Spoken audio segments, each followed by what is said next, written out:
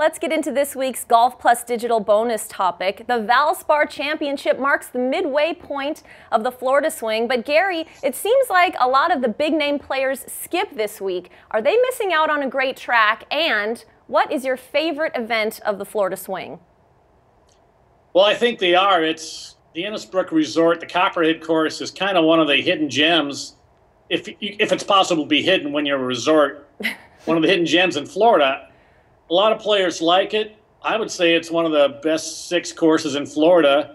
The tournament's low key. There's a lot to like about it. You're near the beach if you want to go to the beach. It's just a fun event in the low key, and the guys who don't play are missing the boat. And it might be my favorite event in Florida. Although, I mean, it's hard to compare an event like that with, say, the Players Championship, with its iconic course that and all the Island Green, 17th hole and all that. But Innisbrook might be my vote for the most underrated spot in Florida.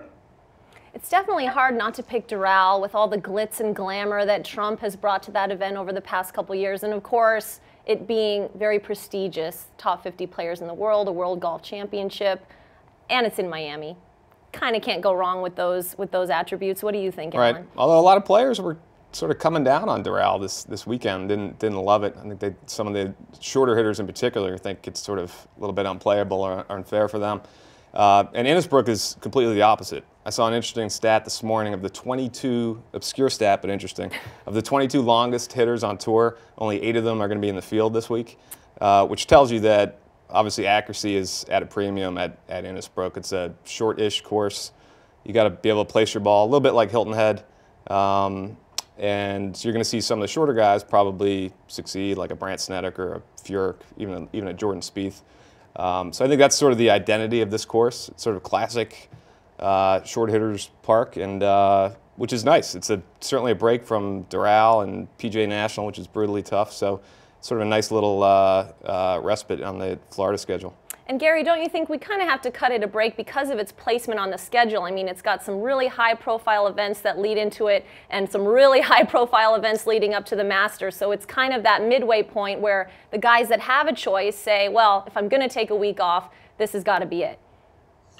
Well, that's true. Any tournament is held hostage by its date. A lot of guys, they want to play Hana because it's the week before Doral, because they want to get ready for Doral. They want to play Bay Hill. It's 2 weeks for the Masters, and they don't want to play the week before the Masters, so they're going to skip Houston. So do they want to play 4 weeks in a row? Well, they don't. So that means Tampa has to go. Adam Scott's playing. A few guys are playing this week, so it's probably one of their better fields. But the tournament always winds up. Luke Donald's always in contention. Guys like Jim Furyk, those medium hitters are always in contention there. You still have a good winner. The quirky courses tend to be favorites among, like you said, some of the shorter guys on tour. Yeah, but let's be clear, Bay Hill is the event in Florida. I mean, it means we're only 2 or 3 weeks away from the Masters. Arnie's obviously in attendance, holding court, so some dramatic finishes there over the years with that great 18th hole. Obviously, Tiger's won there a bunch, so that gets the nod from me. And Rory is finally playing this year. Let's not forget. Exactly.